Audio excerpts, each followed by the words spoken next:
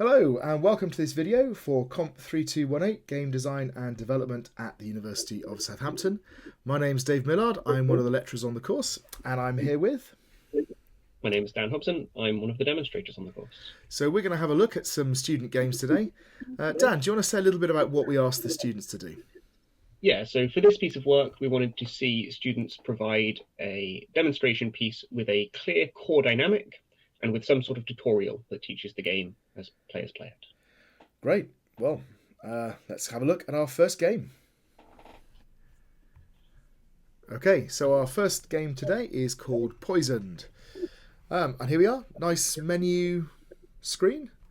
Yeah, they have a default font, so they've put some thought into the graphical design there. Yep, and I'm presuming that's the sprite blown up, but that's an easy way to create like a consistent look and feel, I guess, is to use the same stuff. I also like the fact they've put select levels in, so if we can't get through, we've got a chance of actually seeing the game. Yeah, let's play jump to the end. Let's play the tutorial, see what we've got. Okay, so I've got some wind noise in the background. Okay, and of course, nice start. You're given the arrow keys. So you can get started. Yeah, I like that they've introduced each key at the time that you would need to start seeing them. So interestingly, I was pressing up here, nothing was happening. But now when I've gone over here, it's okay. A little swish noise when I jump. Seems to be quite a floaty jump, but it's quite definitely floaty. It's probably all that lightweight armor I'm wearing. That's what it is. Okay, you've been given green health, which I guess in this case is poison, and hence the name of the... Yes. So I'm assuming that's like a timer to get to the end. In fact, I think I saw this... would assume that bad things happen if the health goes to 0. There we go. And there's level complete. Next level. All right, okay. So we've got quite a simple premise. You're poisoned. You've got to get to the end of the level, presumably to get an antidote or something. Before you die. Okay, I like that. That's nice and straightforward. Let's have a look at the next level.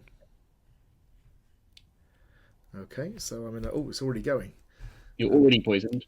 Health and freeze potions ahead. Okay, I sort of expected it to drop down a minute. Oh, okay, so the red... Right, okay, so you've got health potion with red. You've got a blue thing which just gives you extra time. Yeah, freezes it by the looks of it. Yeah. Those do appear to be mechanically the same. We'll see how they interact. I was going to say, is there any difference between freezing something for 5 seconds or giving me an extra 5 seconds, do you think? I guess we'll have to see as we go through whether things change. There you are. All right, level complete. There might be something that interacts with, if you're on less than half health, things happen, in which case they would be different. Yeah. So I'm it's quite, just to let you know, it's quite playable. I'm kind of the only thing I'm struggling with a little bit. Oh, choose a path. There we go. Is sometimes it's not entirely obvious what's background and what's. Yeah, I was thinking the same. Actually, this is. These platforms you're on right now are good because they've got a really bright upper surface. You can see. Yeah. So that thing there, for example, is that the platform I'm stood on now. It's not clear that that's a. Yeah. All right. Well, I get that to extend my time. And that chain, see that one, like that. There's, oh dear. But here, there's 3 levels, right? So we've got the blue platform that's obvious. You've got the red brick that looks like a platform but isn't. And then you've got the platform below that doesn't look like a platform but is. So, right, okay. Yeah, because essentially the stuff that's bright on top looks like light is shining on it, i.e. that it's got a surface there. Just a quick question. I was offered a choice at the beginning of a way to go. What do you think the difference is between those routes? My guess would be that you've got a risky but quicker path, and then a slower but. How do I know? Like what would make me choose one rather than the other? Yeah. Oh, hang on. Point and shoot. New mechanic. Oh, okay. I've got. Right. Okay. There we go. So we'll have to. So start to become a 2-handed operation. Yeah, I have to swap hands. Yeah. Oh, can I get up there? Do you have to jump off that bit? That one? Yes. Yeah, okay. Oh dear. Okay. Is it just me seeing it through the stream, or when you're near the top of this level, can you not see that there are spikes below? I'm wondering whether the camera is a little too zoomed in at certain points here. Yes. At this point, yeah, I can just it's about see the just spike. about see them. Yeah.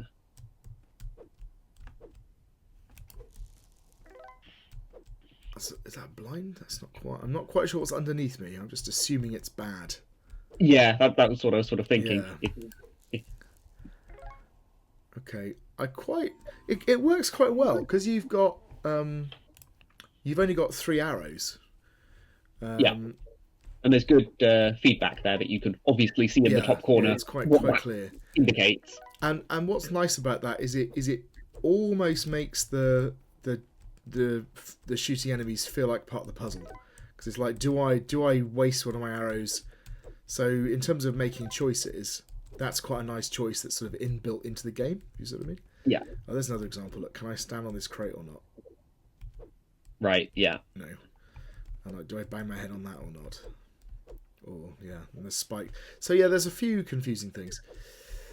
Shall we? Yeah, I think I'll carry on playing, and but shall we start going through the mark scheme and talking about it? So I guess first up is the presentation.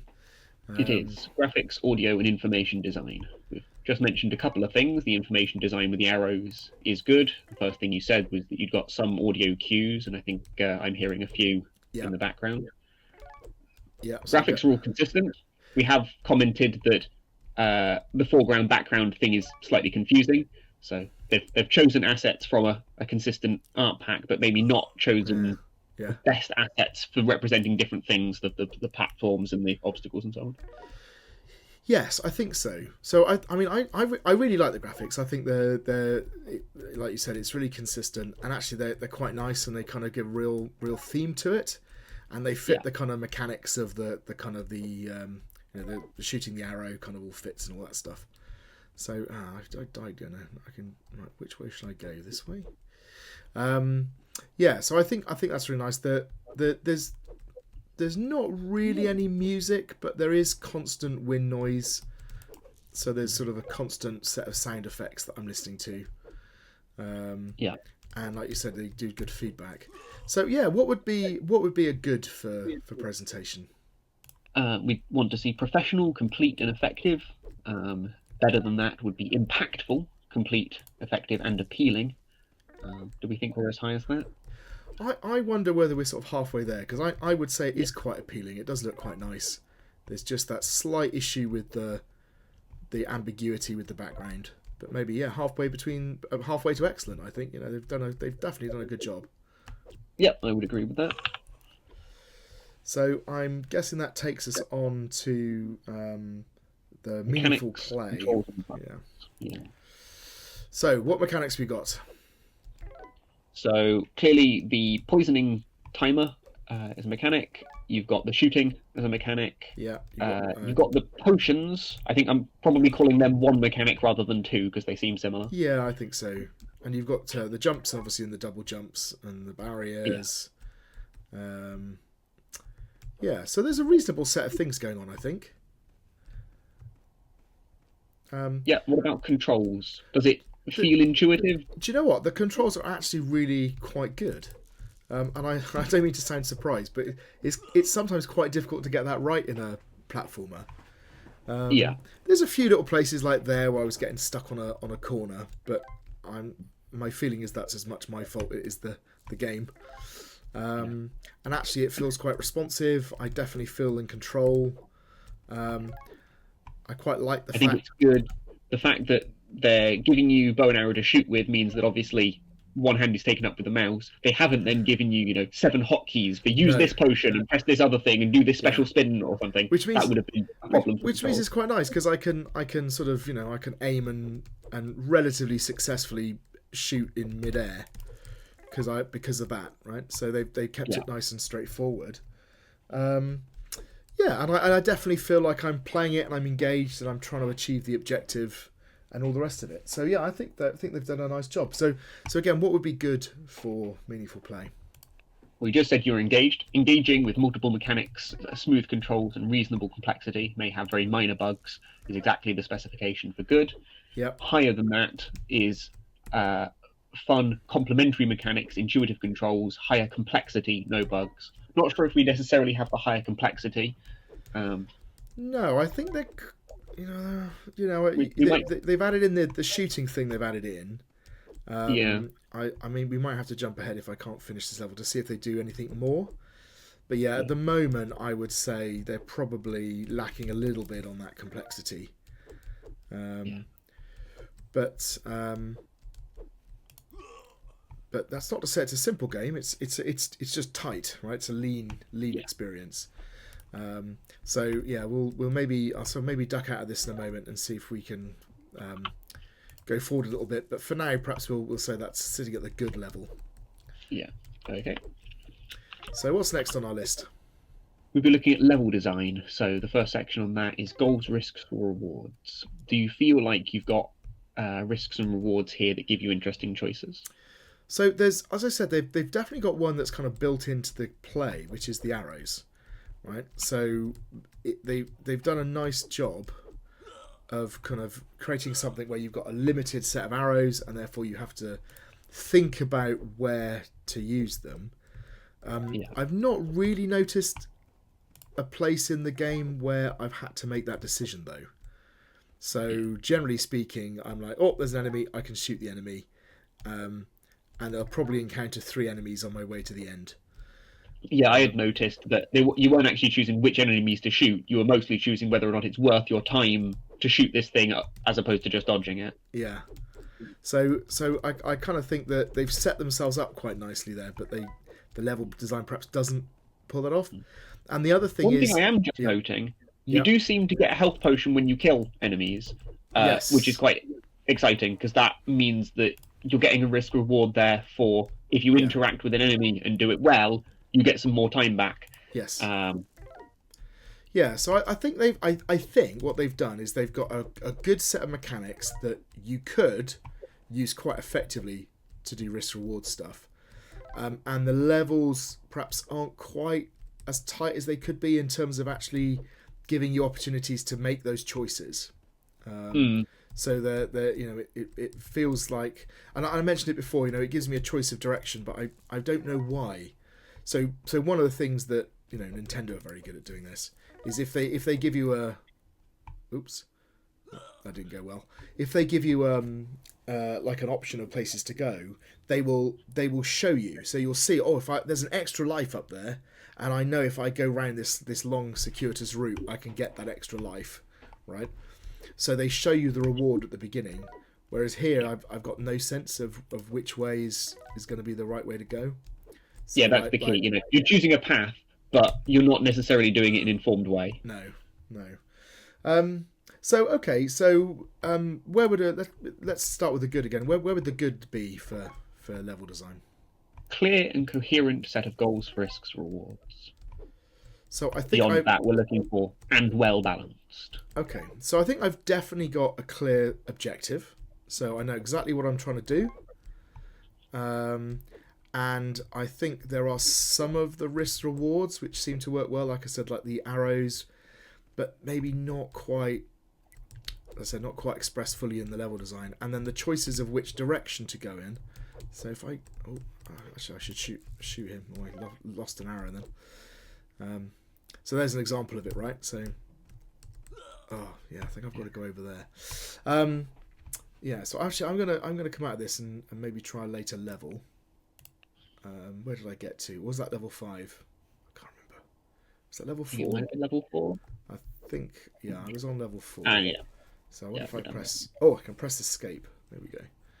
And I can come There's out. a little bit of visual thing there as well, that everything you hover over gets bigger. That's just a nice little... Yes, it is, actually. So I must have been... So I was on... So this is level 5. Yeah, so we did get to the end of the game. Yeah, so almost to the end of the game. Which is good, because that was the one I was struggling with. So, yeah. So what would be satisfactory for level design? So That would be just a coherent set of goals, risk, rewards, as opposed to clear and coherent. Okay. Well, I think it probably gets to the good level.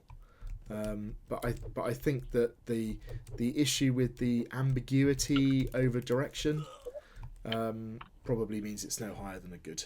But yeah, they've done well. I think it. Yeah, they've. I mean, they've certainly created a level where I am using all of the mechanics. That I am, as I said, making those choices with the shooting, and it is challenging. So yeah. Next up is pacing, right? It is, yeah. So I mean, I think the pacing's pretty good. I mean, if I go back, maybe if I should go and start this from the beginning, so we can kind of see. But my first level here, I mean, clearly this is the almost like the sort of tutorial level. Okay, but it's just jumping and double jumping. There's nothing else. They don't even introduce the they don't even introduce the poisoned element until you get going. Yeah, they force you to be able to move before you have to reconcile with timing. So I like that. So I guess we'll come to that in the tutorial bit in a minute, won't we? And then the second level, health and freeze potions. So they introduced the health potions and the freeze potions. As we said, maybe they could have done more with the freeze potion. I kind of feel like there's a little bit of a missed opportunity there. It's difficult though. They're producing these games in a very short time, but But you can imagine if they were to develop this further, you might be able to do something a bit more interesting with that. So I think something that interacts with it, or perhaps if the other potion was a just speed boost to your movement, that would have a similar effect, but it would change slightly how you played. That's right, and create like a different pace to the game. Yeah. So okay. So I think this is building up quite nicely, right? So I've got some choices here. And you'd mentioned that the final level 5, was the one that you were getting stuck on, and you hadn't got stuck on any of the previous ones. This implies that the pacing is going up in a coherent way. So again, what would good be? That would be tension rises over time in a coherent pattern. So I think it definitely does that. And what would they need to be doing for excellent? Rises over time in a coherent and well-balanced pattern. Do we feel it's got balance?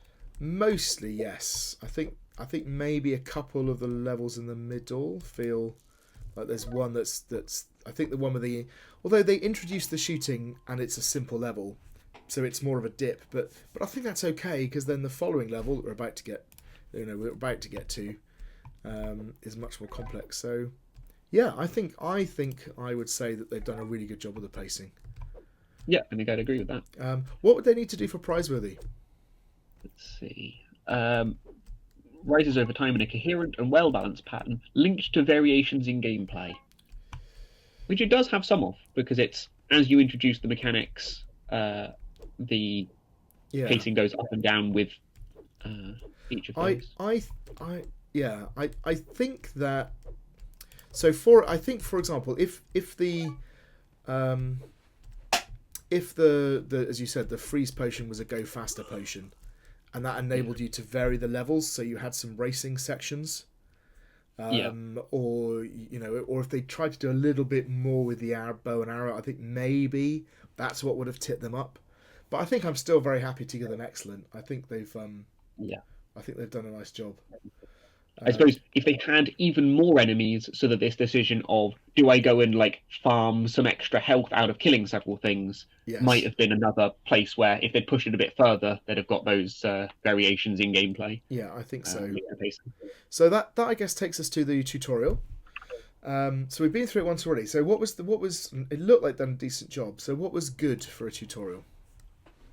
We need a gradual explanation of gameplay and controls fully aligned with play. So I'd say we definitely have that. I think we definitely have that. I mean, it's interesting that although they say play tutorial, the play tutorial is just the first level, right? Oh, that's interesting. There's a little floaty, little minor bug there. I think they've definitely got that, and then they introduce things later on. So here I'm warned what's coming up. They don't tell you what these do, but I think they're fairly obvious from the cues. so I don't think that's a problem. Yeah. So I get a nice. They look like collectibles, and you're not expecting to be harmed by them, so you collect them and discover what they do. That's right. Oops. Yeah. So yeah. Okay. So what would be to go beyond? What would be would be asking, is the tutorial also sometimes communicated through level design? There are some minor bits where they do that, right? There is things like in the first level you only get poisoned once you've reached a specific point. Yeah. So there is some aspects of that. And I'm blocked by simple blocks and I have to jump over them. You know, the classic Mario example, right? So yeah, the double jump is a thing that you have to learn to get past the double jump block. Yeah. Does that continue through the rest of the game? I feel like once you've learned the primary movement, you're largely just given a mechanic and then invited to try something with it. Yeah, I'm trying to think. So the big thing that they introduce, I guess, would be the bow and arrow, which is that level 4. Yeah, so this, here we go, point and shoot. So, you know, straight away, I'm given something to use it on. But is that... Yeah, do I have to? I don't have to just kill it to go past. It feels like, I would say maybe it's halfway there, right? They've done a pretty good job, and I think the new elements are nicely integrated into the levels as you discover them. Yeah, I think I would agree with that. I think that the problem is that once you're into that first level, is it really showing you how to use the bow and arrow? Is it telling you about the kind of the dynamics of that and the choices you're making? I'm not sure it is. So yeah, that's why I'd say maybe halfway there. But yeah, again, really, really quite nicely done. Yeah, absolutely. And that takes us to the core dynamic. So essentially, we wanted them to have a game that had a really strong focus by having a core dynamic and everything pointing in that kind of direction. I think in their game notes they should have said what they think their core dynamic is.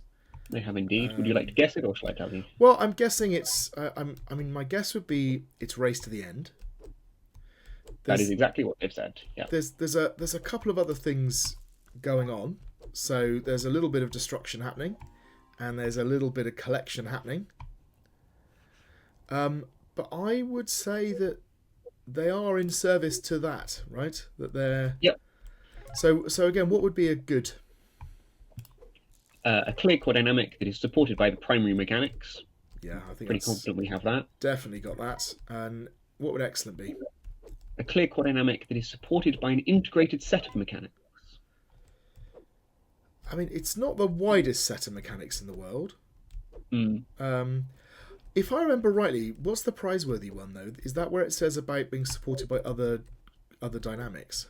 Yes. Integrated set of mechanics and other. So I think that we can probably say it's an excellent based on the fact that although it doesn't have a massive set of mechanics that are all integrated, it does actually have a number of other dynamics, and it does manage to make them support the race to the end dynamic quite well. Yeah.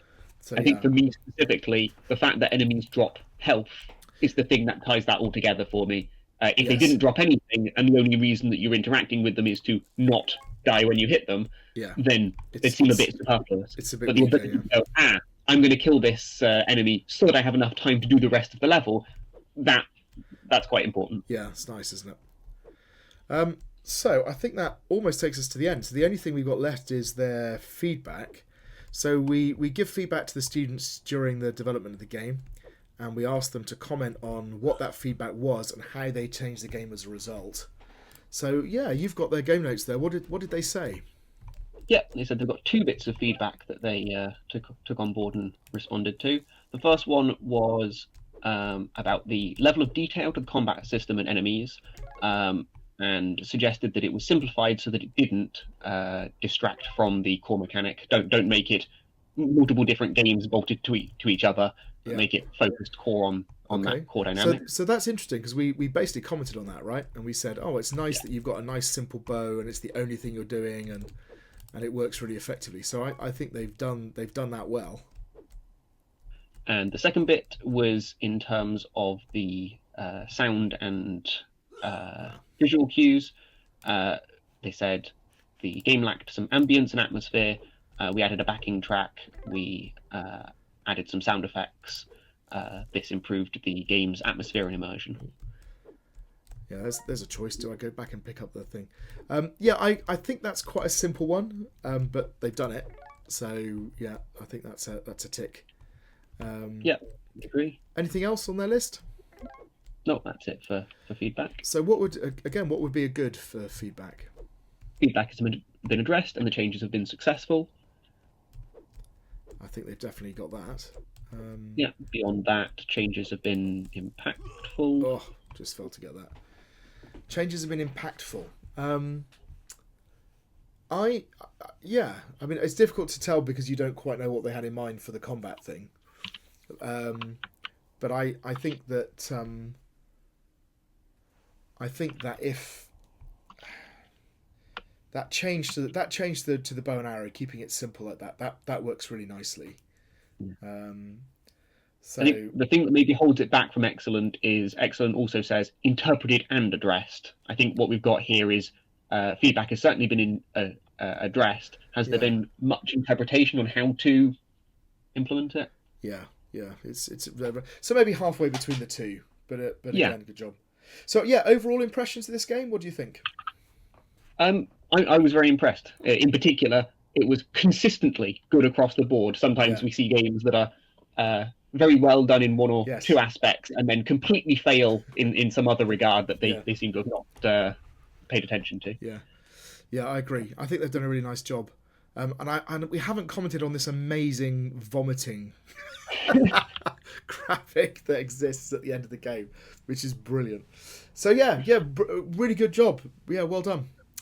Okay, shall we move on to our next game? So our next game is called Gravity Shift.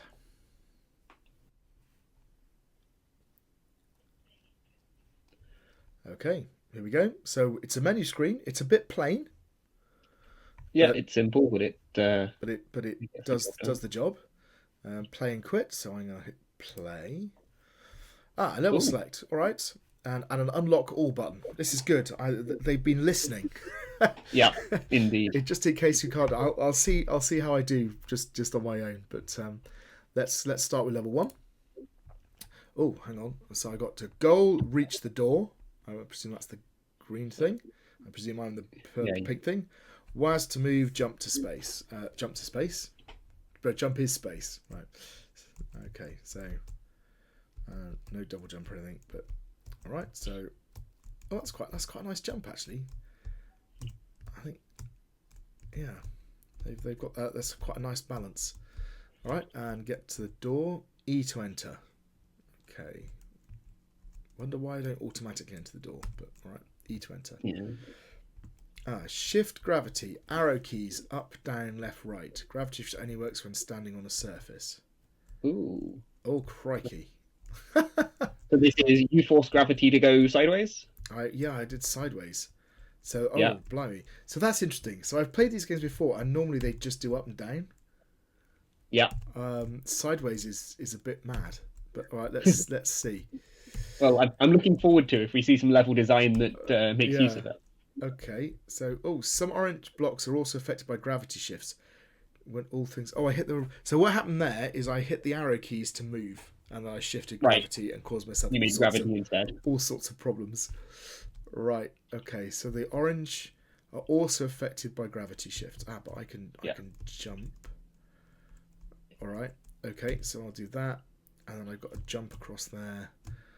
And presumably your jump works in the inverse of gravity, yes. Whichever way.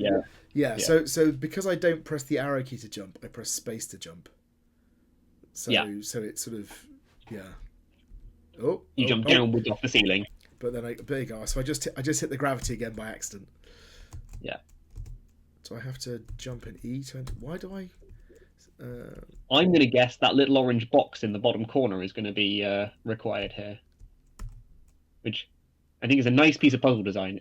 I'm surprised that we got.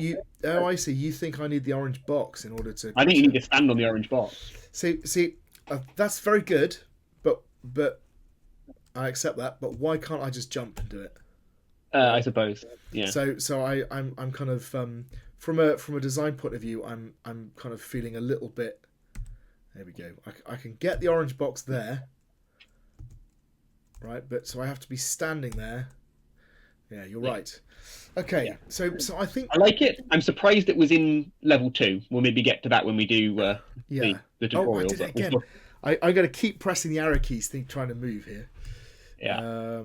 Okay, so yeah, I like the design. That's a nice bit of design. I think that what's failed there is they haven't queued up the fact that you have to be stood stationary in a door in order for it to activate. Yeah. Maybe In what you should principle, have they done could have is something like it takes 2 seconds to enter the door. yeah, Like exactly. if there's a little animation on it or something. So clearly running yeah. past it doesn't do that. Yeah, so just a simple thing. So when you're overlapping the door, it starts to open. It starts to change color. When it reaches, it takes, like you said, 2 or 3 seconds to do it, which means you can't jump through it. You have to stand on it, and then it would make sense. Right. Okay, what am I doing? Okay, that makes sense. Right, so I go push that down, do that, and then This is starting to remind me of those puzzle games where you've got a whole bunch of like cars locked in gridlock, and you need to slide them all around such that right, a specific one can escape. Yeah. So what I'm finding a bit, I mean, it's sort of fine, but what I'm finding quite difficult is having the 2 sets of controls. So having the gravity shift and the moving. So I can move myself by moving, and I can move myself by gravity shift.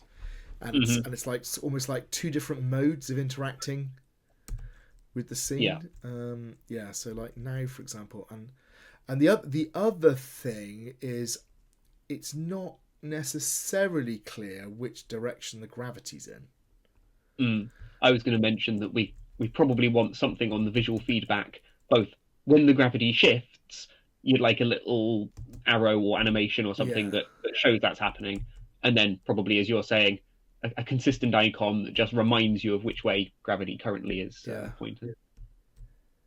Notably, as the person who's not playing, I have no idea which way gravity is currently pointing.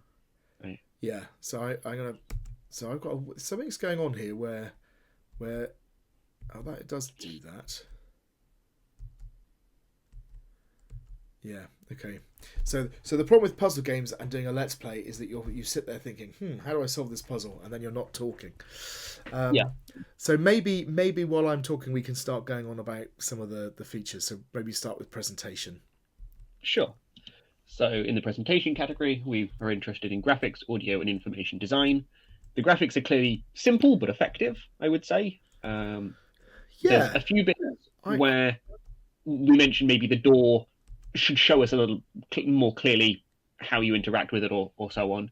But these are more like information design communicated through graphics rather than the graphics themselves. Yeah, I agree.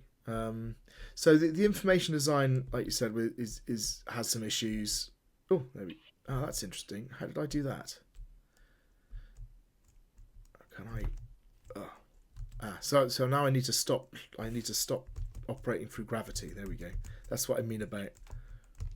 Can I get in there? Yes. So if I jump and reverse gravity that way and then that way. Yeah. Oh crikey. Yeah. So what would the good be? We would need professional, complete, and effective graphics, audio, and information design. So, I think they are professional. I guess excellent would be appealing. I think maybe they lack appeal a little bit. Yeah. Would we say that they are complete? We've noted 1 or 2 bits of information design that are close, but they may be close enough to say almost complete. Yeah, I think the information design is the only thing that's a little bit lacking. So we've had that issue with not knowing about how the door works because there's no feedback. We've got the problem with the gravity. Also, I do wonder, it does your head in, like the gravity thing, like I said, and the jumping thing. I mean, maybe it would make you sick, but I wonder about actually rotating the level. I I think if you I do wonder. if you rotated the level so that gravity was always down, and what you were doing was rotating the level, I think that would make it cognitively much easier to deal with. We did slightly discuss it in the lab. Some of the levels, it's relevant that you can go from gravity up to gravity down without going through gravity left or right in between. It's not exactly the same mechanically. Yeah, okay. Yeah, I see your point. Yeah. We haven't actually mentioned audio very much. I can't hear anything, but have you got background? Unfortunately, there is no audio at all. So that possibly pushes them down either to satisfactory or between satisfactory and good. Yeah, I think that those two combinations, so the lack of audio and some of the issues about feedback, probably make it satisfactory. Yeah. Okay.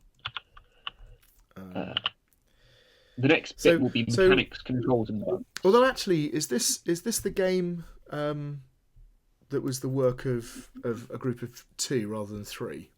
You're right, yeah, 2 people. So that might be one of the reasons they haven't had time to go and put the audio in. So maybe we should be a little bit flexible and say it's sort of halfway between satisfactory and good. Yeah. Sure. So this is interesting. So I can do that. So we've seen a new mechanic in the last level. So we'll talk about mechanics, controls, and bugs here. Oops.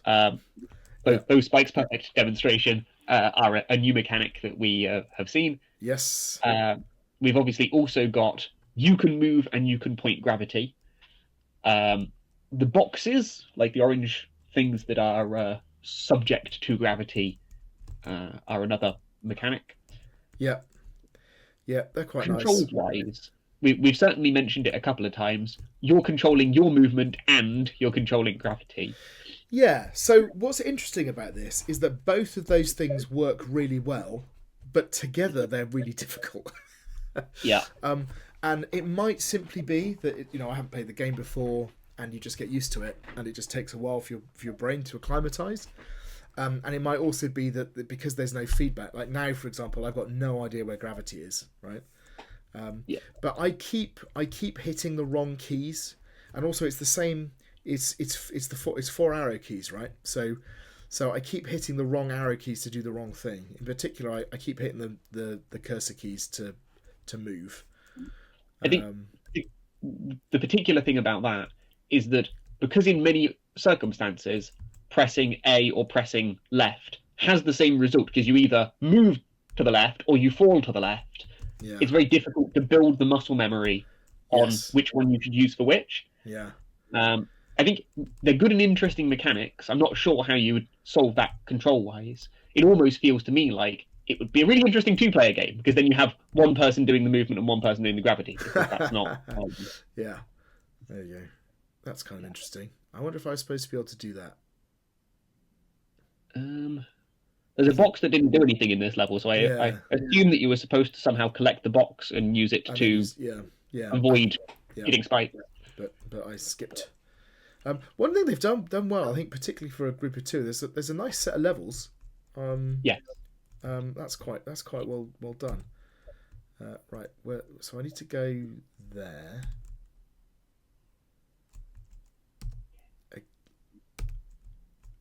Some doors requires key to access. Okay, I was about to criticise them and say, they've messed up the level design, but no, no, they haven't. Another little bit of information design. That what makes that key? That key's a different colour than the door, right? Yeah, it would have been and quite the door nice. is still the same colour as all the other doors. This door kind of needs a blue X across it, or something. Yeah, something to show. Something, and you could then, if you'd done a color coding thing, you also played around with level design with having multiple doors and multiple keys, which might have given you some of the risk reward stuff. I guess we'll come to that in a minute. Okay. So where are we on our marking? We're looking at mechanics, controls, and bugs. So I think like we said, the controls are good independently, but they become a bit confusing when you put them together. I think there is a good set of mechanics. Like you said, we've got spikes, we've got moving blocks, we've got the gravity, we've got jumping, we've got the keys. There's a nice set of things going on. That's good. Notice this is the thing about puzzle games, right? I'm talking, so I've stopped playing. Yeah. And then and I haven't really seen any bugs.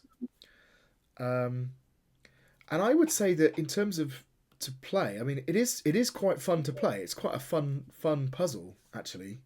So I think maybe there's just that slight friction with the controls that that stops it quite being an excellent. But I would put it halfway between the two.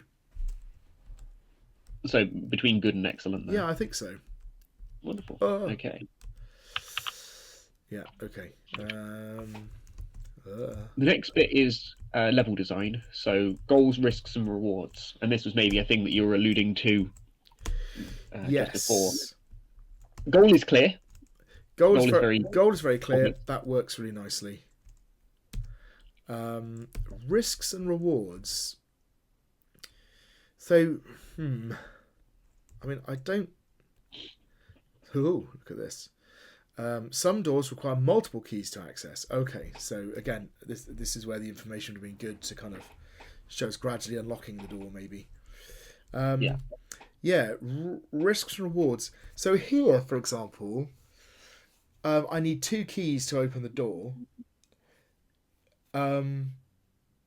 You could have set up a situation where I could choose which key to get to open the door, but then there's no reward that would make me choose the harder key, if that makes sense. You need like the key. You need 2 keys to open the door. One path gives you 2 keys in an easy way, but takes a long time, or is convoluted. Yeah. And the other 2 keys, you get one, and then the other one is hard to get. Yeah. Oh, I think it's crashed. Yeah. That's a shame. Yeah. Okay. So what we're going to do is I'm just going to pause here. Oh, actually, it hasn't crashed. It looks like it's just like the level has crashed. Let's see if I go to the main menu and hit play. If it will come back in. Try it again. No idea what level I was on. About 5. Oh yeah. I was going to say 7. Oh, there we go. Play level 7. Yeah, you're probably. No, actually, we were further on than that, weren't we? Yeah, it does actually show us all 9, so maybe we are already at 9. Yes. Okay. There we go.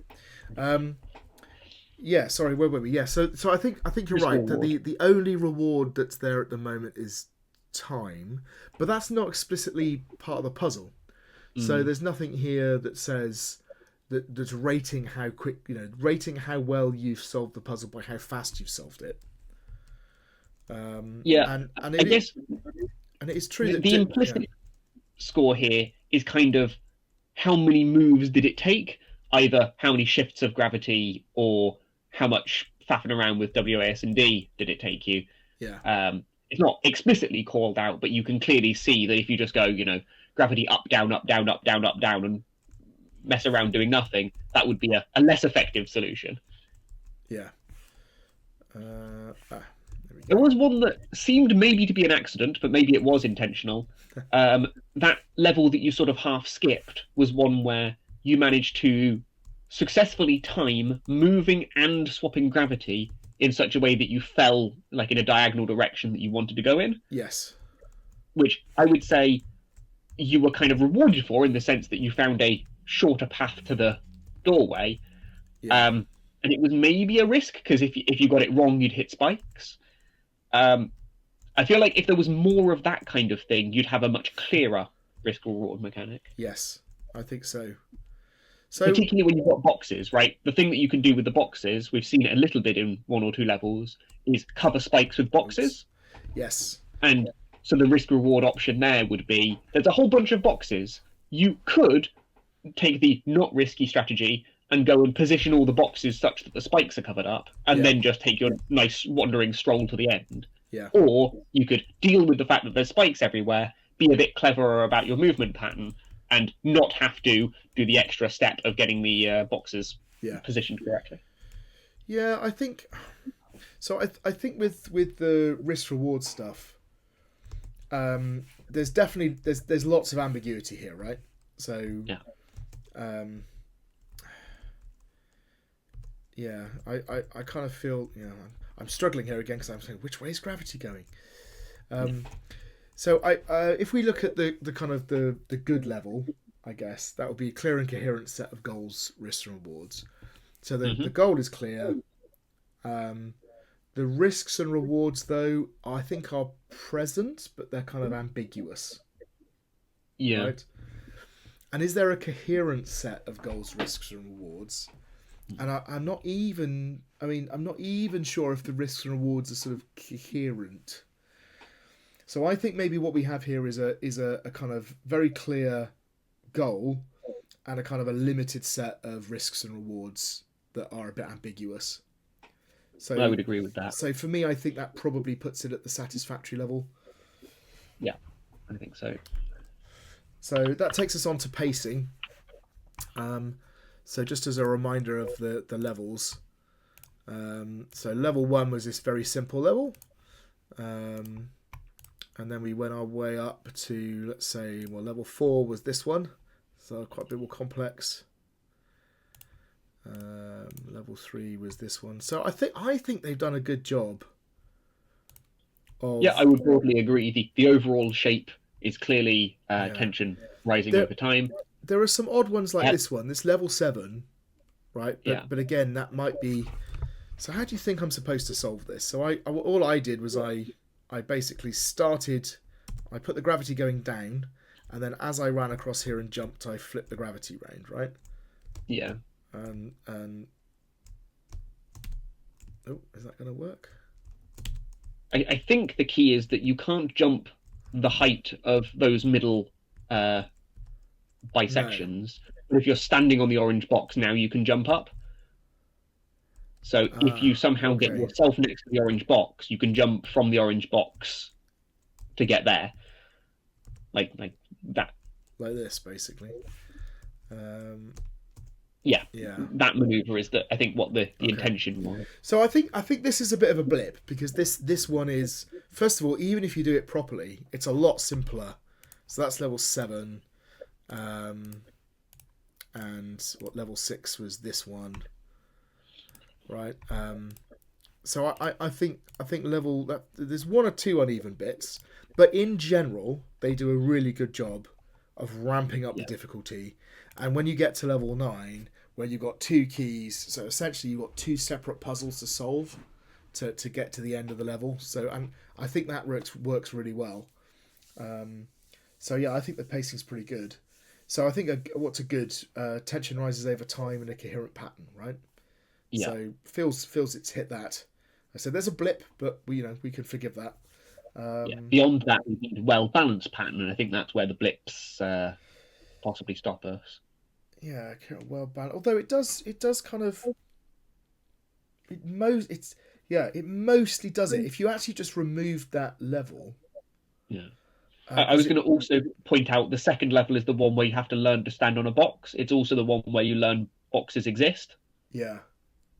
So, that's a slightly too rapid pacing for my taste, but it's another small blip. I reckon maybe push them up halfway there, so it's sort of so it's halfway between good and excellent. Yeah. Okay, and then the tutorial. So they don't have an explicit tutorial, but they've integrated it, which is great. They've got the initial stuff down the bottom, which works fine. And then as you go through these levels, so that's level 1, and then level 2 was we had to kind of use gravity to get round. That was nice. So in level 1? So in fact they haven't introduced, and in fact gravity doesn't do anything in this level. Right. So so that works well. So I've just got my jumping. So they teach us jumping. Then they teach us gravity in level 2, and then level 3 they introduce the blocks, and they introduce the standing on blocks effectively. And then level 4 we've got kind of now we have some blocks that are interacting with each other, and we've got to get past them. Starts to get a bit more complicated. Level 5, like you said, this introduces the spikes. So I think what they're doing is they have actually a number of different peaks, right? So they're it's jumping, blocks, difficult puzzle with blocks. And then instead of having a difficult puzzle with blocks and now we've got spikes, they drop it down and said, right, now we're going to introduce spikes. So it becomes like an easier, slightly easier level. and then level 6 becomes a slightly more complex level with spikes and blocks. So now we've got spikes and blocks together. And then level 7, this is the one that's a weird blip because it's kind of like level 6, but actually easier to fit. You can cheat your way through it. And then you've got level 8, and then now you're starting to get the more complexity. So you've got spikes and blocks, and it's a more complex puzzle, and they've introduced the key. And then level 9 is the full-on one. So yeah, I think they've made an attempt to have the pacing go not just go up in a straight line, but actually go up and down a little bit. I don't think they've quite pulled it off, but I appreciate the fact that they've given that a go, and they've tried to give you a bit of downtime when they introduce new elements, which is something we talked about in class. So. So that's quite good. And in terms of teaching you those elements, I think they've done a good job. They kind of you get the easy levels to kind of introduce you to the single thing, and then they integrate it and you build up. So I would say that the tutorial stuff is definitely at the good level. By the end, you understand all of the elements of this level 9, and that implies that you were taught them all. Yeah. Can you spot places where they've communicated stuff through level design? So there was a nice one, level 1 or 2. I guess it was level 2. There is a impossibly tall barrier. That's a nice, straightforward version of must interact with gravity. Yeah, so that works. And I'm trying to think. I think they do that. So here with the block, same thing, right? So I've got this block here. So I have to make the blocks move in order to get through. So yeah, I think they've done a nice job actually. What would be prizeworthy for the tutorial? For that, they'd need gradual explanation of gameplay and controls, fully aligned with play and communicated through level design. So I think they're almost there, but that slight unevenness that I talked about, right? Maybe stops them being up at that level. So I think I would say this is excellent in terms of a tutorial. Yeah, I think I would agree. If they were going to get that praiseworthy, they'd really have to make it clear to us as we're learning it why moving with WASD and moving by letting gravity pull you with the arrow keys is meaningfully different, and show us some level design where those two things would actually differentiate. Yes, yeah, and kind of but really good job though, and again, it shows what you can do with some quite simple constructions, right? Just blocks. Yes, absolutely. I pointed them at Thomas Was Alone, which is a great game in the block game genre. So I guess that takes us on to the core dynamic. So I'm gonna presume they've said it's a spatial puzzle. It is indeed. So that's pretty clear. And in terms of what we're looking for with core dynamic, we're basically saying, are all of the mechanics supporting that? And here I'd say that's a pretty easy yes, isn't it? Kind of. Yeah. We're why spikes matter. They're in specific places. It's clear why blocks matter. They're in specific places. In fact, there's not a lot of other dynamics going on. You've got a collection dynamic with the key, but mostly it's very much focused on that. So that's quite nice. What would it? So presumably that would be at the good level. What would it need to be excellent for core dynamic? Clear core dynamic that is supported by an integrated set of mechanics. If we feel that the mechanics we've got are a big enough set to count as a set, and if we think that they are integrated, then we can give the excellent. So this is really about how the mechanics kind of interact with one another. So, for example, you mentioned one of these earlier on, where you said that, or you pointed out that the blocks are tall enough to block the spikes. Yeah. Yeah. Can I do that now? No. How am I supposed to? Oops. You still have to press E to go in the door. Yeah, I think what I have to do is Okay, so I've got to put gravity going down, then I have to move sideways, and then I have to press E. Right, Okay. that's what's going on. Yeah, so I think there are places where there's definitely the possibility for integration, and some places where it is integrated, so that the moving blocks that you can jump and stand on, that's clearly integrated together, right? Yeah. But there's places where they could have done some integration, but maybe haven't. And places where I think if they had a bit more time, you could have done. So, a block with a key in it, and you have to smash the block on the spikes or something to get the key, that kind of thing. Sure. Yeah. But yeah, there's definitely some evidence of that. And a little bit of kind of support from the other dynamics, because I think you could argue that the collecting the keys, although it's a collection dynamic, well, is it really a collection dynamic? It's sort of you're not collecting a set, are you? It's sort of quite. I mean, it's almost like the keys are themselves doors, and you have to go through each of the 3 doors in order. So my feeling is that it's definitely at the good level, and it has some elements which are touching on the excellent level, in terms of the integration, but not everything is integrated. So maybe halfway between good and excellent. Yeah. And that leaves us with their feedback. So what did they say for their feedback? So they had 2 bits of feedback. Both, I would say, are relatively straightforward. The first one was lean into the game being a puzzle game or a race game. Make sure that you know what your core dynamic is and get that right. They obviously decided that they were focusing on spatial reasoning.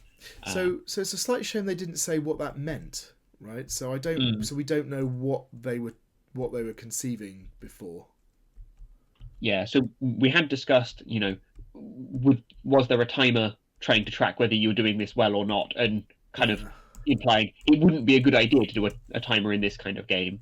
Yeah. One thing we maybe did mention is the number of times you flip gravity or something might be a more appropriate measure for how well a player is doing at solving the puzzle. So I think they've successfully heard the feedback that is, don't make it a race game, and they've successfully actioned that by not putting a timer in. But I don't know to what extent we would consider that interpreted and addressed. They have addressed some feedback. Yeah, Second bit. Yeah, go on. Yeah. Second bit is about pacing the tutorial. Don't overwhelm the player with information from the beginning. Stagger the introduction of mechanics across the levels. Use simple levels that reinforce as you go through, and so on. So they again, we're not sure what their starting point is, but they have clearly done that, right? I mean, that's really nice. Oops, there you go. Keep in the wrong keys. Yeah, okay. So it is that the last thing they said? Yeah, that's it. So a good would be, the feedback's been addressed and the change has been successful, and excellent would be feedback is interpreted and addressed. I would say for the second one, they have interpreted and addressed the feedback. Yeah. But do you think that's fair?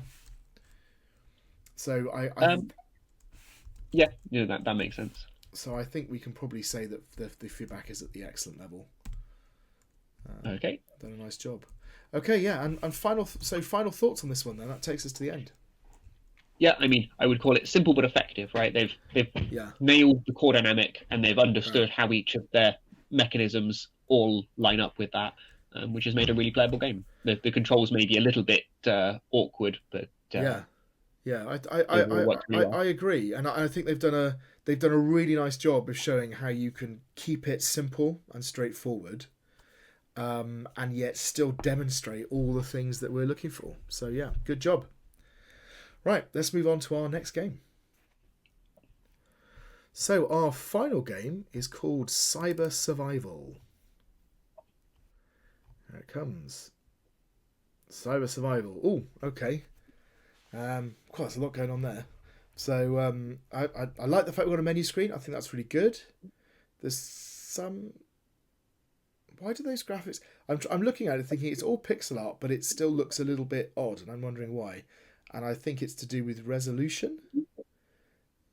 So some of those maybe might be sharpness. There's things that are background out of focus and there's things that foreground in focus. No, But I would have said it was quite appealing. I actually quite like that. I like the focus. I think what it is if you look at the two things on the left, you've got the truck and that kind of robot guy. The pixel size is different on those two images. It is, isn't it? I'm fussy. But obviously the menu. Actually, no, the menu bar, the cyber survival word. The menu is sort of pixely, but the other two looks like it's got smooth diagonals, so it's not quite the same. Anyway, there you go. Yeah. We're nitpicking a little bit, but I will say it's quite a strong tone. I'm hoping that the game will continue with the same sort of tone and be coherent. Yeah, it looks fun, right? It looks like, there's a giant hot dog. There's a robot. There's a fireman in a truck. This looks like it's got the kitchen sink in it. Right, so my options and are... it has 2 exclamation marks, which feels like the appropriate number of exclamation marks for a game like this. Yeah, all right. I like it. Okay, let's go. So click start. Oh, okay. So I've got some sound. Welcome to Game Name, a classic adventure for challenges and fun. Okay, that feels to me like it's some sort of asset pack or library that's been dropped in. Maybe they just hadn't decided on the name of their game. Or maybe a bit of Copilot generation code or something. They've not forgotten to update it. A classic 2D adventure full of challenges and fun. Use WAS keys to move your character. Explore the vibrant world, collect treasures, and overcome obstacles as you go. Ready to embark on your journey. Press start to begin. I'm guessing they mean this green arrow, but yeah. Okay. Yeah. But what do you think happens if I press the X? Is that a different? So if I'll do that. Okay. Oh, all right. Into cyber dystopia. So it's going to be W. So I've got. Oh, I can go. Okay. So this is like a little tutorial thing, and I can go backwards and forwards. If I go W, it adjusts it, and then if I go S, A, D, that's quite nice. I quite like that. Taking me through it. Sure. Move the mouse around to aim at the enemies. Okay, but now it's stopped me doing that, which is a shame. So I quite like that. Yeah. So if I click next, okay, shooting the enemy. Oh, and then we're in. And I've got a timer in the top right. I've got health, XP, number of kills. Oh, this thing's coming. They're a bit similar, so that they're quite similar colour to the background colour. They are a little bit. If they'd had a bolder outline, you'd be able to pick them out more easily. Okay, so I'm automatically firing. Every time you kill something, you're getting more EXP experience. What was that? You hit 100% experience. So I think, actually, before we go any further, I'm going to pause. Luckily, they've got an escape menu to pause, which is a good thing. So before we go any further, I'm just going to adjust the volume level of the game down a little bit. So bear with me a sec.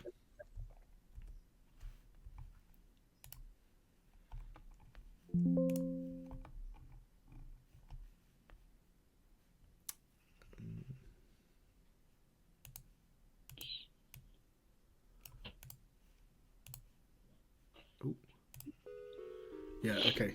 Right, I've done that. Unfortunately, I also managed to restart the game, but we hadn't got very far, so that's fine.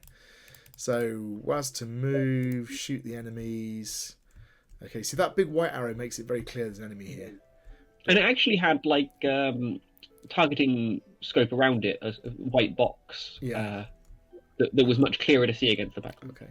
So, I think what happened last time is I got to the bit where I got some experience.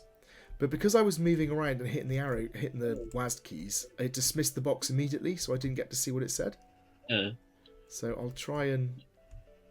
Yeah, that's 80 out of 90. You need 2 more kills. The problem is, because there's so many things following me. Yeah. Oh no, so actually I wasn't pressing anything, and it's still... So I don't really know what happened there. It looks as though it's moved you to a second level or a second wave or something, but it's not clear how this differs. Oh, but there is LV.1, so I guess we were on level 0 and now we're on level 1, or we're on the first part of level 1 and now we're on level 2. So I've got 2 different types of enemies. What's the difference between them, do you think? They all seem to move at the same speed. Do either of them shoot projectiles? So this time I got a choose to upgrade. Explosive damage, bullets explode dealing area damage. Increase range. Increase range? Is there a limit to my range? Supposedly so. Alright, I'm going to do the explosive damage. Oh, it's not much of a limit. But... Okay, right, so here we go. Oh, there's a lot of them. My God.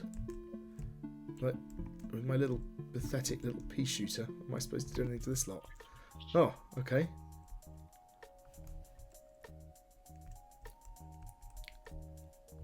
So, alright. Do you think these guys are any different? That one's got a gun, but doesn't shoot it. This guy's a monk, but no one's... Okay. While you're playing, I'll have a look in the game notes and see if they tell us. Yeah. So,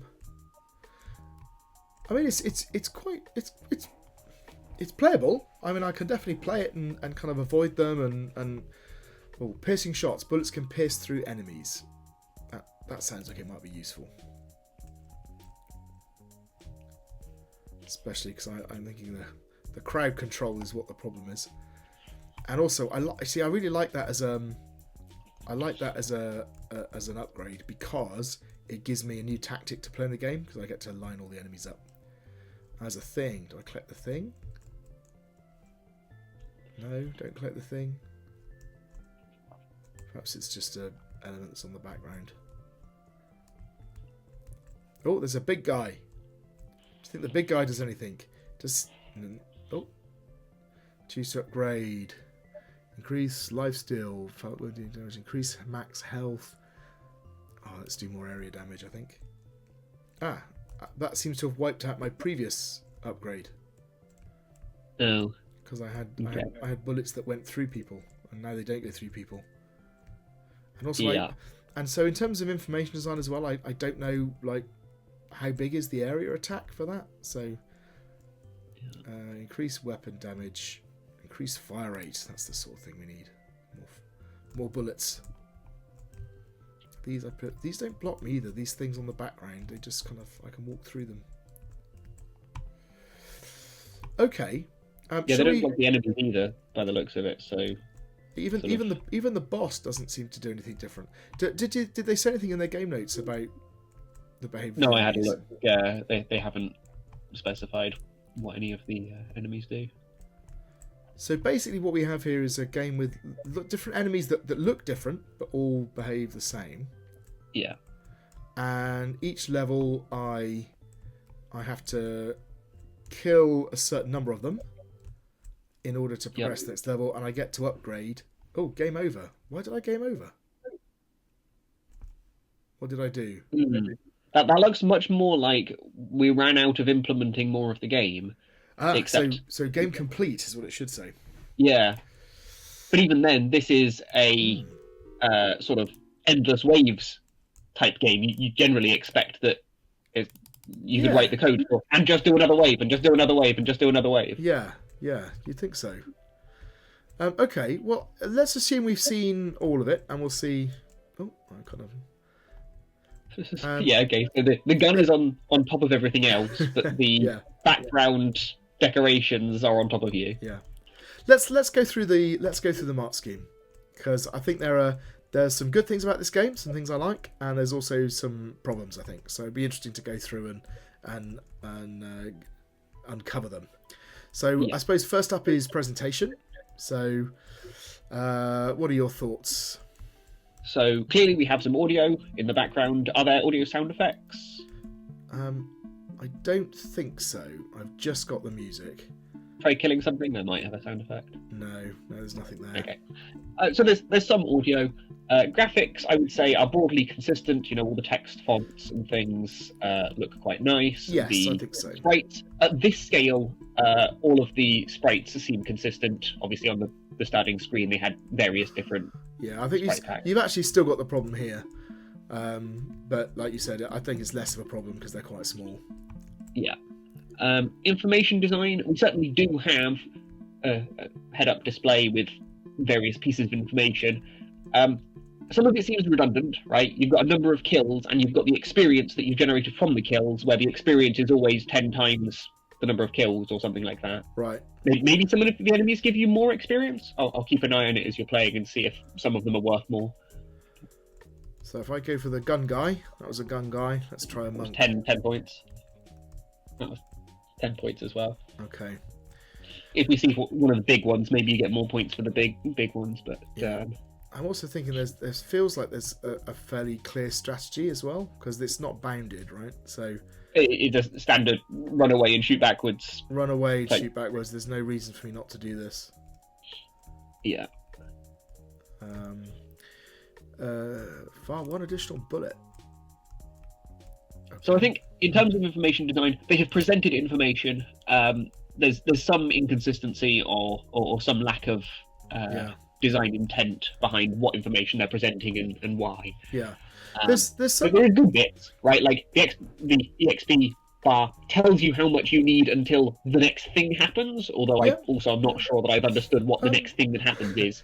No, but another thing's like different location. The enemies that flash to say that you've successfully hit them, for example, that's quite nice. But there's like I said, there's quite a bit missing. So there's nothing to tell me. So for example, if there are different, so if the explosive gun, for example, is different than the piercing gun, well, nice to have an icon on screen showing me what that is and like framing it as a picking a type of weapon rather than an upgrade, something like that.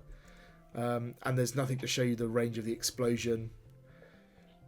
That would have been nice to see. So I've got no idea if I can get them clumped up maybe, and then we can see if we can. So like, and even now look, only one of them's flashing. They're all stood right next to each other. Oh, I had two then. Oh, yeah, we had a couple. So they've got to be really quite close. Yeah. So I think the information design is, like you said, it has some good bits, has some bad bits. Graphics mostly good, I think. Simple but effective. Music the same, really. So what would a satisfactory be? That would be workable, effective, but some inconsistencies, which certainly sounds in the right ballpark. I think that's where we are, isn't it? Yeah. And I guess that takes us to meaningful play. Yeah. So mechanics, controls, and bugs. I haven't noticed bugs specifically.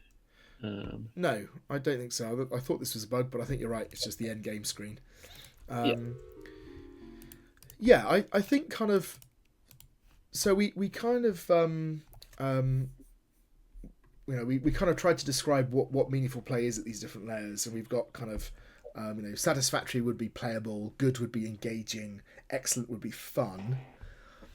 And my gut reaction is that it's playable, but maybe not that engaging because of some of the issues we've talked about. I was going to say, pure mechanics seems about right. Basically, you move around and there's an optimal movement, which is always away, and you shoot and there's an optimal shoot, which is whoever's closest, probably, yes. Because there's not a differentiation or between the biggest enemies. clump or something. Yeah. I kind of.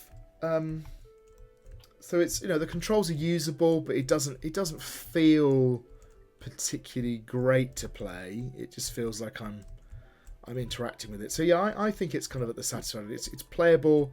There's a reasonable set of mechanics. They all sort of work together. Perhaps not building on each other in the way they should be.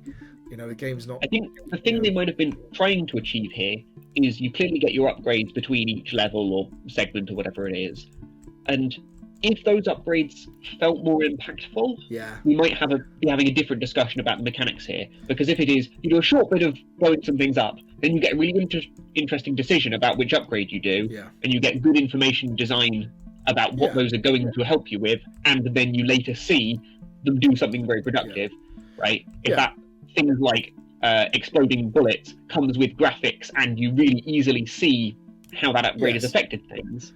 I also you're starting to get to a point where your choices are much less about the can you shoot the stuff, that's obvious. It becomes much more about can you strategically plan which upgrades you're going to take. Yes. So you could have different enemies. You might have like I said, the area attack or a flamethrower that's short range but an area attack, versus the piercing ones versus powerful attacks but they're slow. So different types of guns. Maybe you get a preview of what's coming up in the next level. That's kind of key. Since the enemies don't do anything different to each other, it doesn't incentivize you to No. take different upgrades. Exactly. If there were some fast ones and you could slow them down with ice bullets or something, and if there were really big tanky ones that made it worth using some special armor piercing rounds or something, Yes. then you'd start having decisions about what your upgrades were going to be informed by. Yeah. So I think that's the reason it's at the satisfactory level. Yeah. Okay. Goals, risks, and rewards. So what's my goal? So there's a timer counting up. Yeah. And your health is obviously counting down. You clearly don't want to die. You clearly do want to survive for a long time, but the timer doesn't actually matter because the end of the level is triggered by you killing stuff. Yes. So I guess the goal is specifically shoot 10 things. Yes. So the goal is to shoot stuff. So I think there's a little bit of confusion about the goal. It's like, am I trying to shoot? Well, I suppose there isn't. I suppose I've got to shoot 10 things, and I suppose the timer is implying you should try and do it as quickly as possible. But it doesn't really mean anything because you don't get any reward for doing it. Which gets us on to the second bit, which is the rewards. So what are my rewards for different play styles here? Have I got anything? Because all of the enemies are the same, you don't make any choices about which enemies you're going to shoot or which ones you're going to run away from or something. No. If we found enemies that were really hard to kill but worth loads of experience, that would be a clear risk reward, right? Yes. Yeah. And that would integrate just with the mechanisms in here, and you could also obviously add new mechanics. You could say, well, you've got to collect a certain number of things, and some of the enemies have those things, so that prioritizes them. And the other enemies tend to clump around them. There's various things you could do, right, to try and make it work. Yeah. Okay. So the rewards I think are ambiguous. What about the risks? What risks have we got? There's the sense where if you decide to focus all of your effort on not moving and you just shoot stuff, then you're vulnerable, right? Or likewise, if you spend all of your effort successfully running away but you're not shooting, you don't get any points. So you can do the safe thing of just run away, or you can do the risky thing of just shooting. But there's not really any reason that you wouldn't just do both. Yeah, I think the problem is there's no advantage to going diving in, right? So if I had a short range area of effect weapon, shotgun, I would want to get them all clumped together and then zoom in and shoot them, right? And I'm like, okay, do I hang back and pick them off individually, or do I get them all together and kill them immediately? And what's going to be the most effective thing in terms of the time? But that's not here, right? I don't have that option. So I think we have a bit of a problem here. I think we've got kind of a slightly ambiguous goal, and then we've got kind of a sense of there's sort of inherent risk rewards in the gameplay, I suppose, but really not much more than that. So what would a satisfactory be for this? Let's see. Coherent set of goals, risk rewards. So I don't think we've got that. No, I don't think so. Pass is a limited set of goal, risk, rewards. So I below think that on core is incoherent. Yeah, it does. I mean, it doesn't feel particularly incoherent. It just feels that they haven't done anything to emphasize them. There's nothing in the design of the level. So like I've got a lovely little clump of enemies here, but it was pointless because I just still shoot them one by one anyway. So I think probably at the pass level where it's sort of fine and there's like I said, there's inherent risk rewards about where do I run and how fast do I go, but yeah, they really haven't managed to incorporate it into the design particularly. So that takes us to pacing. Yeah, and this comes down to how you feel about the game. Does it feel like either near the end of a level or on the higher levels, the game is meaningfully more tense? I don't think so, and I think it's not. You're right. It's kind of the effect in the player, but you can say objectively there is not a lot different, right, between these different levels. Yeah. So maybe there's a different in the number of enemies that spawn, perhaps, but it's not obvious because you've got this dominant strategy of just running away. So it's sort of irrelevant how many enemies are spawning. You know, And in particular, because you're almost always just picking one enemy and shooting at them, occasionally you get some bonus damage on nearby or something. It kind of feels like 10 enemies arrive in a line and you pick them off one by one. Yeah. And it's like, so what? Yeah. So again, I think this is a case of they needed to have variation in the enemies. So they needed to have, some slow-moving weak enemies. Then they needed to have some fast-moving but weak enemies. And then slow-moving strong enemies. And then, ultimately a strong, fast-moving boss. Right? Yeah. And as soon as you do that, you can then say, well, in the levels, we can now vary the ratio of those different enemies. And we can start to play around and you get a sense of pacing. But without that, it just feels flat. So I am guessing. Actually, I can't even tell. I am guessing that the further I get, the more enemies are generating. But I couldn't honestly tell you that was the case. It's not noticeable. Yeah. So what would be one of the things these games usually get a little bit of pacing is that if you have to survive for 3 minutes, well, in the last 10 seconds, you go, oh, well, it's really important to survive these last 10 seconds. Yeah. But because it's the other way around, you keep destroying stuff until you're done. Yes. It doesn't feel like you're getting towards an end point. No. In that sense, I guess the end point is very arbitrary. Yeah. So what would be a pass for pacing? Tension somewhat rises over time. Does it?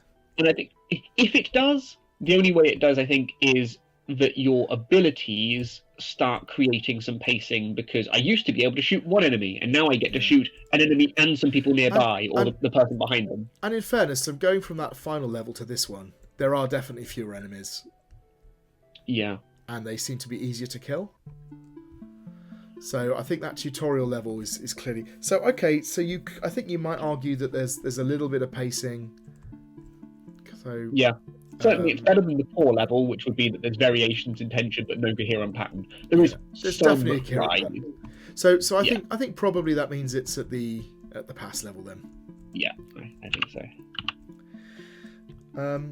Okay, so that takes us to the tutorial, I think. Yep. What have you learned? So let's restart this. So if I start the game, so the tutorial is this thing that pops up. It kind of has arrows that progress, but also it will do progression based on actually hitting the keys, which I quite like. Move the mouse around to aim at enemies, and it gives me an enemy to actually shoot at, and highlights it, and then it dumps me into the game. So there's a kind of a mini tutorial level at the beginning, and then not a lot else, right? Yeah. So what we really after with these things is a sort of a tutorial which, there might be a mini thing at the beginning that teaches you the controls, but then different elements of the game are introduced as you go. So for example, maybe the first time that you pick up the area effect weapon, right? It kind of tells you about it or gives you a chance to use it, or maybe generates a level where you have to use it in some way. And it shows you the capabilities of that weapon. If the shop said, would you like to try this weapon? And then you have a go with it, and then you try a different weapon and try it. Yeah, it's the kind of RPG thing of kind of having a bunch of stuffed dummies out the back that you can hack at, right? Yeah. I think Hades does a nice job of this, right? There's a weapons room where you pick a weapon, and there's a dummy in the middle that you attack, and even have conversations with. I can't remember its name, but it's like but it works. It works well. Okay, so obviously none of that here. I think a thing that's missing is that by the end of the XP bar filling up, you happen to be dropped into a shop or upgrade or something. You weren't expecting it to come. You don't know why it's there, other than, I guess, you get a reward now. If it had been the case that at the start, you know that getting experience is going to give you better weapons or something, that's part of the tutorial. And then learning what the weapons do is the second part of the tutorial. Yeah. But yes. So okay. I mean, what would be a pass for the tutorial? Gradual explanation of gameplay and controls revealed as you play. I don't think it does that. It's all at the beginning, right? these upgrades pop up, and maybe because they have some text that explains what they do, it sort of is a tutorial. Yeah. Okay. On themselves. Yeah. So yeah, it's limited. So the below a pass would be poor. So what is a poor? Some explanation of gameplay and controls. So okay. Certainly is some. So I think you're right that it's better than a poor. Yeah.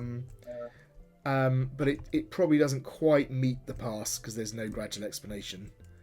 I think that's true. So it particularly also suffers because there's very limited mechanics. There's not much to explain. Yeah, exactly. Right. Yeah.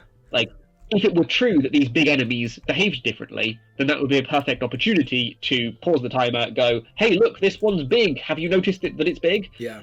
But it doesn't matter. So I think where we've ended up there is sort of halfway between a poor and a pass. Yeah. Kind of saying, we like that little bit at the beginning where you explain the controls, but there's just not enough gradual explanation or integration with the level design to kind of merit more than that. That's what we were after. So that takes us to core dynamic. Core dynamic's interesting because normally these types of games, the core dynamic would be destruction, and all of these weapon upgrades are telling me it's destruction. But the timer is telling me something else. The timer is telling me it's a race. So I'm interested to see what they said. Yeah, I'm interested what you think of this. I don't agree with them because they've said their main dynamic is survival. Ah, okay. Which it looks like on the surface it is. Except that the bit of progressing relies on you destroying stuff. Yes. Yeah. Right? If it's survive for 2 minutes, that's survival. If it's survive until you have destroyed enough stuff, yeah, well, then that's just the same thing as destroy enough stuff. Yeah, or if they just ran it so that you just literally, they just piled on more and more and more and more and more until they got you, right? Yeah. That would be. It was inevitable that you will be doomed. How long can you last? How can you last? Yeah. Yeah. So notably for a survival game, if you just run away for the entire thing, that nominally is a viable strategy in a survival game, right? Because once you've waited 2 minutes or 10 minutes or something, you have successfully survived for some amount of time. So whereas in this, running away is completely irrelevant. So in fact, when I said race, I think I was misspoken. It's not a race, is it? It is exactly that. It's a how long you can last. So the timer implies survival. The gameplay survives destruction. Yeah. So I think they've got a problem then in that we asked for a core dynamic and they've actually got a game where they've got two different dynamics that are kind of sort of fighting against each other a little bit. In the notes, they say players are rewarded for surviving longer and moving wisely through the battlefield. Although I'm not sure I agree. No. What is the reward for surviving longer? I think the reward they're thinking of is you get cool new weapons. But that's a destruction. That's a thing you get in response to destruction, not a thing you get in response to survival. Yeah, if it was survival, that well, first of all, you wouldn't be ending the game for destroying stuff, and second of all, the upgrades wouldn't all be focused on the gun. They'd be, there are a few that I suppose you'd argue are survival. So things like running quicker and having more health. Yeah. So there's one or two in there that are kind of resonant. I would note that there are some furniture on the map. If it's a survival game, it's kind of relevant that you'd be able to hide behind the barricade or even build barricades or move barricades, force them into a bottleneck and all this sort of thing. Yeah. So, okay. I ran into that time. Is that the first time I've died? It's interesting.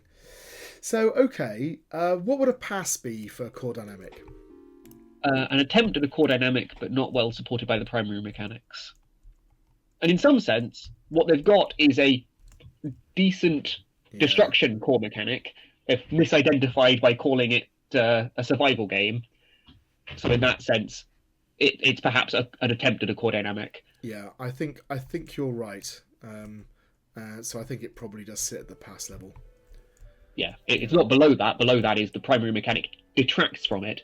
Yeah. Well, okay, the primary mechanic doesn't actually line up with survival, but if we give them that it's a destruction game, their core mechanic does do that. Yeah. So I mean, if they'd taken the clock away, right, and just said in their notes it's a destruction game, we'd be sitting here going, yeah, fair enough.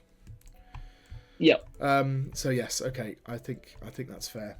And that takes us on, I think, to their feedback. And We're going to have a problem here. Their feedback says, we were not present at the lab and therefore did not get feedback from the teaching staff.